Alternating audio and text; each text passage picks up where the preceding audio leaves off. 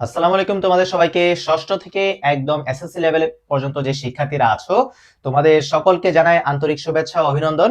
তোমরা সকলেই জানো যে আমার পেজ জিকে উইথ তাইফ এবং আমার যে ইউটিউব চ্যানেল আছে জিকে উইথ তাইফ নামে, সেখানে কি তোমাদের জন্য আমি আমার পেজ এবং ইউটিউব চ্যানেল থেকে চালু করেছি কি যে বাংলাদেশ ও বিশ্ব পরিচয়, মানে তোমাদের ক্লাস 6 থেকে একদম এসএসসি লেভেল পর্যন্ত তোমাদের যে বাংলাদেশ ও বিশ্ব পরিচয়ের যে মানে চ্যাপ্টার গুলো আছে বইয়ের, প্রত্যেকটি চ্যাপ্টার আমি সুন্দরভাবে পুঙ্খানুপুঙ্খভাবে কি আমি পড়িয়ে দিব।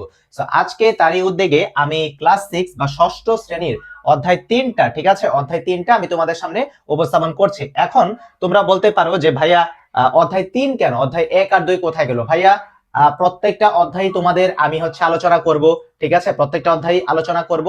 তবে অধ্যায় 3 যেটা আছে, অধ্যায় 3টা কি, অধ্যায় 3টা একটু মানে সহজ এবং ছোট, ঠিক আছে, ছোট কয়েক পেজ, জাস্ট 3 থেকে 3.5 পেজের মতো। সো আমরা দ্যাটস ওয়াই কি ওইটা আগে পড়ে ফেলবো। এবং তাহলে তারই উদ্যোগে তাহলে চলো আমরা আজকে আমাদের মানে অধ্যায় 3 যেটা আমাদের আছে সেটা আমরা পড়া শুরু করে দেই।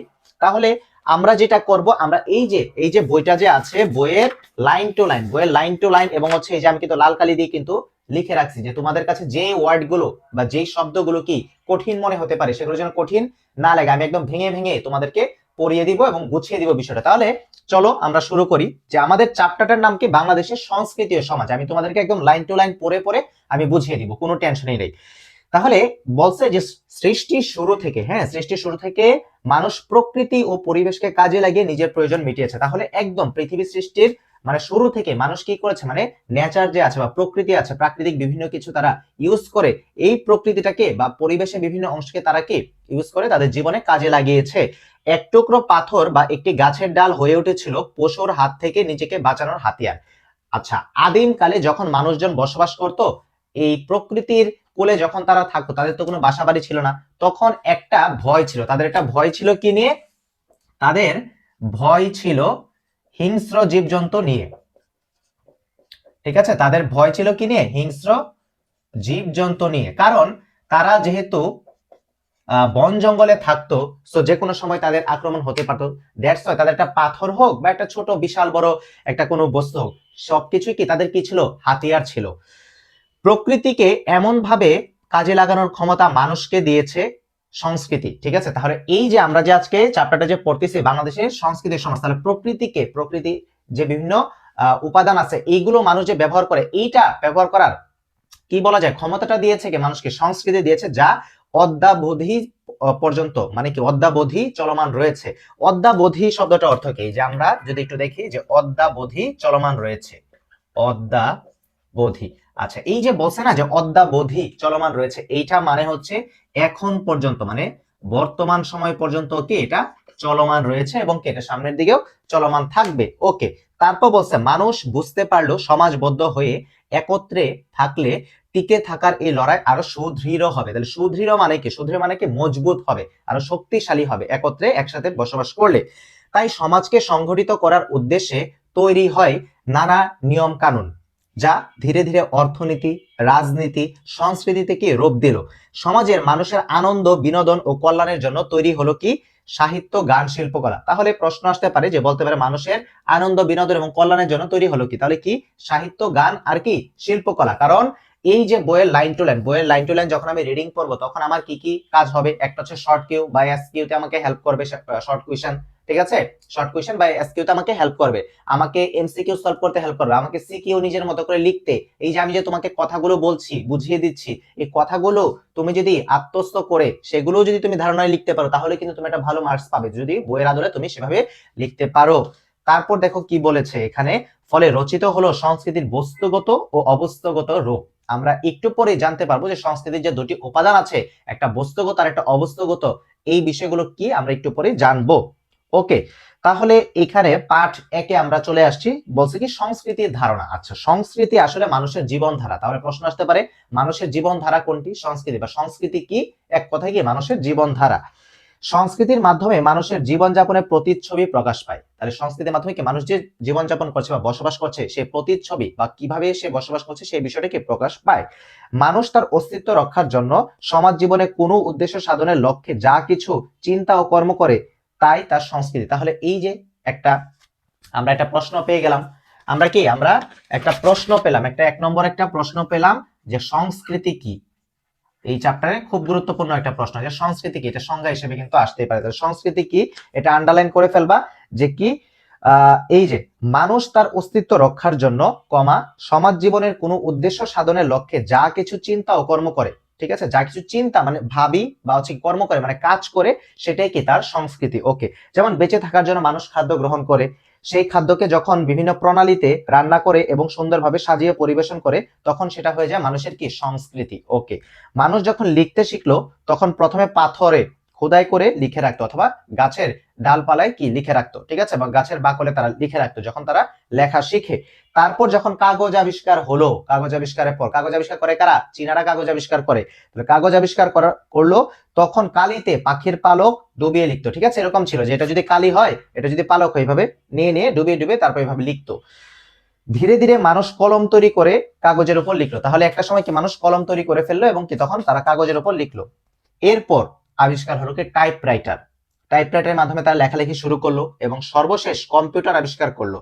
দেখো, টাইপরাইটার আর কম্পিউটারের মধ্যে পার্থক্যটা কি? টাইপরাইটারেও টাইপ করতে পারি, কম্পিউটারে কি আমরা টাইপ করতে পারি কিবোর্ডের সাহায্যে, তবে টাইপরাইটারে বিষয়টা কি সেভ করা যায় না, কিন্তু কম্পিউটার দিয়ে আমি যা লিখি সেটা কিন্তু তৎক্ষণাৎ সেভ করা যায় পিডিএফ আকারে, ঠিক আছে, আমার ওয়ার্ড ফাইল যে কোনো কিছু আকারে কি আমি এটা সেভ করে রাখতে পারি। এখন পৃথিবীর বহু মানুষই কম্পিউটারে লেখে, মানে কম্পিউটার দিয়ে কিবোর্ডের মাধ্যমে কি টাইপ করে লিখে। আচ্ছা, এই যে লেখার বিভিন্ন মাধ্যম মানুষ তৈরি করলো, এর সমষ্টিও কি সংস্কৃতির একটা অংশ, মানে তাহলে আমরা দৈনন্দিন জীবনে যা ভাবি যা করছি এই সবকিছুই কি সংস্কৃতি। ওকে, তাহলে আমাদের পার্ট একটা আমরা খুব সহজে বুঝে ফেললাম। তাহলে আমরা এখন পার্ট 2টা পড়বো। পার্ট 2-এ বলছে বাংলাদেশের সংস্কৃতির উপাদান। আচ্ছা, এই যে বাংলাদেশের সংস্কৃতির কিছু কিছু উপাদান আমরা খালি চোখে দেখতে পারি ও ধরতে পারি। তাহলে কিছু কিছু উপাদানকে আমরা দেখতে পারি, আবার কি কিছু কিছু উপাদান আমরা ধরতেও পারি, আবার কিছু কিছু কি আমাদের অনুভব করতে হয় যেটা দেখা যায় না বা ধরা যায় না। তাহলে আবার এদেশের সংস্কৃতির অনেক উপাদানই আমরা দেখতে পারি, যেটা বললাম ধরতেও পারি না। যেমন বাংলাদেশের মানুষের তৈরি ঘর বাড়ি আমরা দেখতে পাই, এগুলো কিন্তু ধরতেও পারি, এবং জ্ঞান ও কৌশল দেখা যায় না। আচ্ছা, ঘর বাড়ি আমি সাপোজ এই যে একটা ঘর, আমি তৈরি করলাম, এখন এই ঘরটা কিন্তু আমি ধরতে পারবো বা আমি দেখতে পারবো, কিন্তু কোন কলা কৌশল অবলম্বন করে বা কোন পদ্ধতিতে এই বাড়িটা তৈরি করা হলো সেটা কিন্তু আমরা দেখতে পাবো না। তো এদিক থেকে বিবেচনা করলে সংস্কৃতির উপাদান সমূহকে দুই ভাগে ভাগ করা যায়। তাহলে সংস্কৃতির এই সংস্কৃতির উপাদান কয়টি? দুইটি। একটা হচ্ছে কি বস্তুগত, আর একটা হচ্ছে কি অবস্তুগত। তাহলে প্রশ্ন আসতে পারে সংস্কৃতির উপাদান কয়টি? সংস্কৃতির উপাদান হচ্ছে দুইটি, একটা বস্তুগত একটা অবস্তুগত। আচ্ছা, বস্তুগতটা কি? যেটা দৃশ্যমান। অবস্তুগত কি? অবস্তুগত হচ্ছে যেটা অদৃশ্যমান বা দেখা যায় না। এদেশের সংস্কৃতির বস্তুগত উপাদান হচ্ছে বিভিন্ন ধরনের ঘর বাড়ি, আসবাবপত্র, পোশাক, ঠিক আছে, দালান কোঠা, তারপর কি বিভিন্ন যানবাহন, খাবার, বইপত্র প্রভৃতি ইত্যাদি, ঠিক আছে। আমাদের সংস্কৃতির অবস্থাগত উপাদান কি? যেমন হচ্ছে মানুষের সাহিত্য, সঙ্গীত, এগুলোকে দেখা যায় না, আদর্শ, মূল্যবোধ, নীতি নৈতিকতা, এই বিষয়গুলো। আমাদের দেশের মানুষ নিজস্ব প্রয়োজনে বস্তুগত সংস্কৃতির উপাদান সমূহ সৃষ্টি করেছে, তাদের প্রয়োজনই, যেটা আমরা দেখতে পারি বা যেটা দৃশ্যমান, আমাদের প্রয়োজন মেটানোর জন্য আমরা এগুলো তৈরি করেছি। এসব উপাদান শত শত বছর ধরে টিকে থাকতে পারে। যেমন আমরা জাদুঘরে গেলে এমন অনেক জিনিস দেখতে পাই যেগুলো শত বছরের পুরনো। তার জাদুঘরে গেলে আমরা কি দেখতে পাই? যে মিউজিয়ামে গেলে আমরা অনেক পুরনো কিন্তু জিনিসপত্র আমরা দেখতে পাই। সেগুলো দেখে আমরা বাংলাদেশের সেই সময়ের মানুষ ও তাদের সংস্কৃতি সম্পর্কে ধারণা পেতে পারি। তাহলে আমরা যখন একটা জাদুঘরে যাই বা প্রাচীন একটা কোনো জায়গায় আমরা জিনিসপত্র দেখার জন্য যাই, তখন সেখানে গিয়ে ওই সময়ের মানুষজন কি সংস্কৃতি তারা মেনটেন করতো বা কি ব্যবহার করতো, সেই তৈজসপত্র বা আসবাবপত্র কিন্তু সবকিছুকে আমরা একটা ধারণা পেতে পারি। বাংলাদেশের সংস্কৃতি বস্তুগত অবস্থাগত উপাদান সমূহ কোনোভাবেই পরস্পর থেকে বিচ্ছিন্ন নয়, মানে একটা অপরটার সাথে কি কোনো বিচ্ছিন্ন নয়, একজন একজনের সাথে কানেক্টেড বা সম্পর্কযুক্ত। কেননা সংস্কৃতির বস্তুগত উপাদান সমূহের মধ্য দিয়ে সংস্কৃতির অবস্থাগত উপাদান সমূহের পরিচয় পাওয়া যায়, ঠিক আছে। কারণ বস্তুগতর মধ্য দিয়ে কি অবস্থাগত পরিচয় পাওয়া যায়। কারণ এই যে ঘর তৈরি করলাম, আমি ঘরটা দেখতে পাচ্ছি, কিন্তু কোন কলা কৌশলে, তাহলে বস্তুর উপর কি অবস্থাগত নির্ভর করছে। এই হচ্ছে একটা এক্সাম্পল। যেমন নকশি কাঁথা বাংলাদেশের সংস্কৃতির একটি বস্তুগত উপাদান। ওকে, এর মধ্যে ফুল, পাতা, হাতি, ঘোড়া, অন্যান্য বিষয় সেলাই করা হয়, তখন তা হয়ে ওঠে এদেশের নারী মনের চিন্তার বহিঃপ্রকাশ, মানে তারা যে চিন্তা করছে চিন্তার বহিঃপ্রকাশ, মানে বাইরে এই বিষয়টা কি, এই যে এই নকশি কাঁথার মাধ্যমে কি তাদের চিন্তার বিষয়টা কি ফুটে উঠলো সকলের কাছে। বাংলাদেশের সংস্কৃতির উপাদানগুলো একটি পরিবর্তনে অন্যগুলো পরিবর্তন হয়। যেমন বাংলাদেশের সংস্কৃতি শাড়ি একটি উপাদান, প্রযুক্তির পরিবর্তনে শাড়ির রং ও ডিজাইনের পরিবর্তন এসেছে, শাড়ি পরার ধরনেও কি পরিবর্তন এসেছে। ওকে, আমরা তাহলে পার্ট 2 পড়ে ফেললাম। তাহলে এখন আমরা পার্ট 3 বা সর্বশেষ পার্ট যেটা, সেটা আমরা পড়ে ফেললাম। তাহলে কত সহজে আমরা লাইন টু লাইন ভেঙে ভেঙে কি আমরা একটা চ্যাপ্টার শেষ করে ফেললাম, মানে শেষ করে ফেলার পথে একদম বলা যায়। 3, বাংলাদেশের সংস্কৃতির ধরন, মানে কেমন সংস্কৃতিটা সেটা আমরা এখন জানবো। সংস্কৃতি নির্মাণে ভৌগোলিক পরিবেশ, আবহাওয়া, উৎপাদন পদ্ধতি ইত্যাদি বিশেষ ভূমিকা রাখে। আচ্ছা, ফলে এক এক দেশের মানুষের সংস্কৃতি এক এক রকম। ইউরোপিয়ান একরকম হবে, এশিয়ান একরকম হবে, ঠিক আছে, আমেরিকান কালচার একরকম হবে, এটাই দুনিয়ার নিয়ম। আবার একটি দেশের মধ্যে নানা ধরনের সংস্কৃতি বিকশিত হতে পারে। তাই সংস্কৃতি কোনো স্থবির বিষয় না, মানে স্থির বিষয় নয়, বরং এটা কি পরিবর্তনশীল, মানে পরিবর্তন হচ্ছে দিনে দিনে। সংস্কৃতি সবটাই বদলে যায় কিন্তু তা নয়। সংস্কৃতির সবকিছু বদল হতে পারে কিন্তু সংস্কৃতি বদল হবে না। সংস্কৃতি কিছু প্রধান দিক দীর্ঘ সময় অপরিবর্তনীয় থেকে যায়, মানে কি পরিবর্তন হয় না।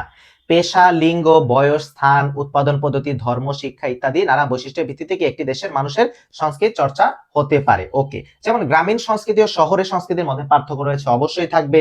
গ্রামের ভৌগোলিক পরিবেশ বা গ্রামের যে পরিবেশটা, সেখানে কি পুকুর, নদী নালা, খাল বিল, কি পাহাড় পর্বত, সমুদ্র, দিক দিগন্ত বিস্তৃতি মাঠ এরকম, ঠিক আছে। কৃষি, মৎস্য চাষ, নৌকা চালন ইত্যাদি কি গ্রামের সংস্কৃতির একটা অংশ। বাংলাদেশের প্রধান খাদ্য ভাত মাছ, ঠিক আছে। বাংলাদেশের প্রধান খাদ্য কি, প্রশ্ন আসতে পারে ভাত মাছ, বা ওই যে আমরা জানি না একটা কথা যে মাছে ভাতে বাঙালি, এরকম আর কি।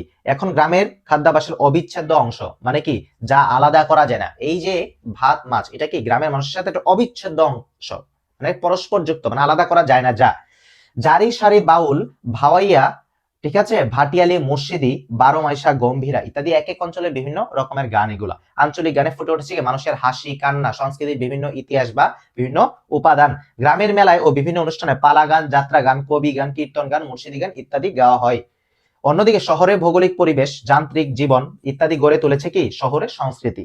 বাংলার চিরায়ত সংস্কৃতির পাশাপাশি এখানে প্রবেশ করেছে আধুনিক দালান কোঠা ও প্রচুর যান্ত্রিক গাড়ি, ঠিক আছে। গ্রামে দেখা যায় কি মাটির বাড়ি, ঢাকা শহরে দেখা যায় কি বড় বড় দালান কোঠা।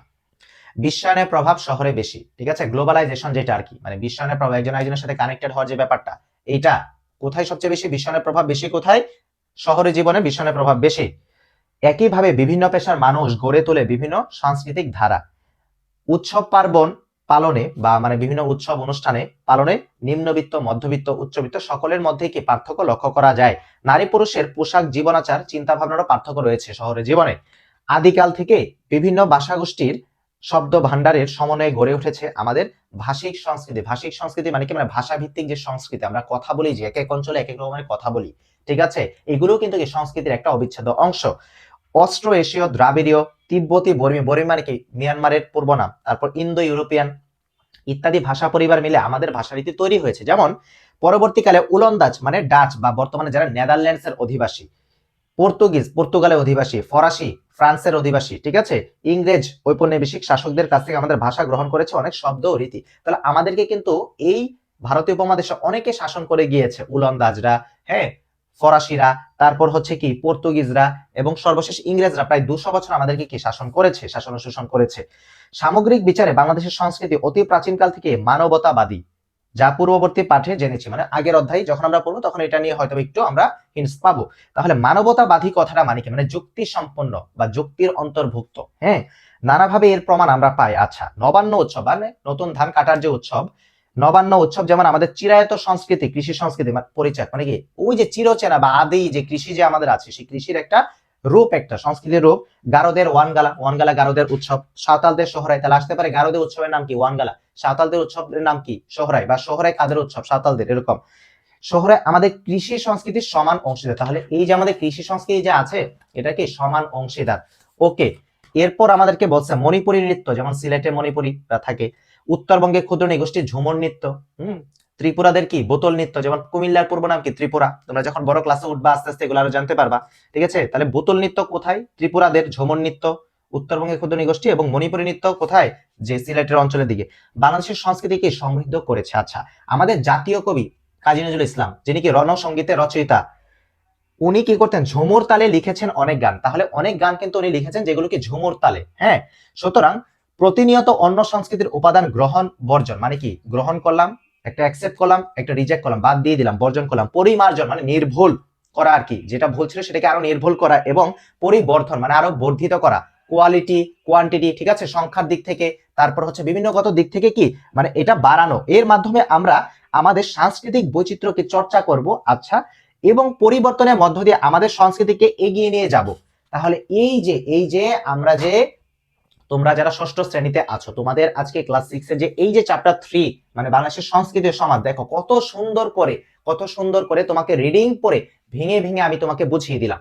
তাহলে কি এখন তুমি এমসিকিউ পারবা, শর্ট কোশ্চেন পারবা, সিকিউ কিন্তু লিখতে পারবা এই চ্যাপ্টার থেকে আসলে। তো আশা করি এইভাবে তোমরা যদি আমার পেজে নিয়মিত ক্লাসগুলো করো, ইউটিউব চ্যানেলে সুন্দর মতো যদি তুমি ক্লাসগুলো করো, তাহলে কি তোমার এই যে বাংলাদেশের বিশ্ব পরিচয় সাবজেক্টটা নিয়ে যে ভয়ভীতি আছে এটা একদম কি তোমার দূর হয়ে যাবে, এবং তুমি এটাতে শুধু A+ নয় 90 এর উপর একটা মার্কস হয় বলে আমি মনে করি ইনশাল্লাহ।